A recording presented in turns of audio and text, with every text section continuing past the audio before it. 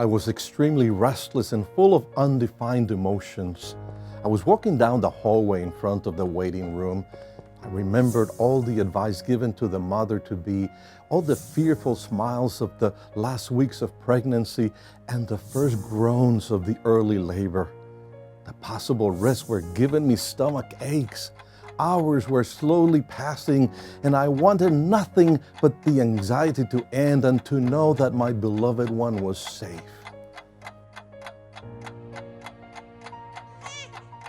Suddenly, a thought crossed my mind. What was I thinking when I wanted a child?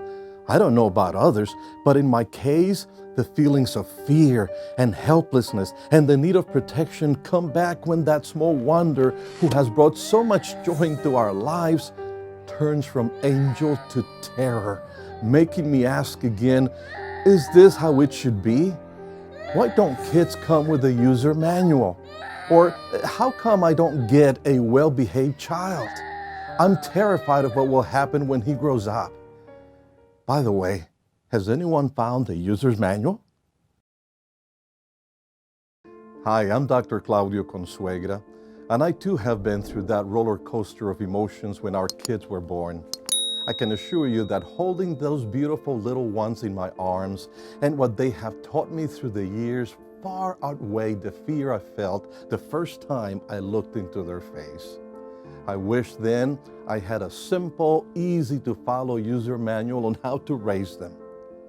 Let me see if I can explain it a little better. Unfortunately, children don't come with a user manual. In fact, even if such a manual existed, it could not apply to all children. Much like when you buy a car of one model, its user manual does not apply to a car of a different make or model. In the same way, every child is different because every child is born into a different family, a different culture, different economic or educational background. Even children born to the same family are different, which means that raising each child may require different approaches, different styles. As parents, we need to adapt our parenting style to each child. At the same time, even though each child is unique, all children have the same basic needs and they operate on the same basic principles, both physiological and psycho-emotional.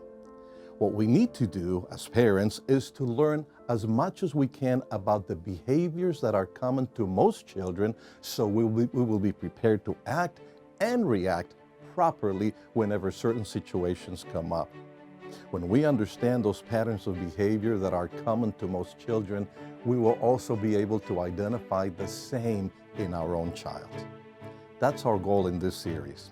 We want to invite you to join us in this series as we help you identify those patterns of behavior and how to deal with them so you will be better equipped to help in the healthy, harmonious growth and development of this precious treasure that has been entrusted to you. Ultimately, that is your responsibility and your efforts will be rewarded. If you have a question that wasn't addressed, let us know in the comments. And don't forget to subscribe to our channel and hit the little bell below. See you next time.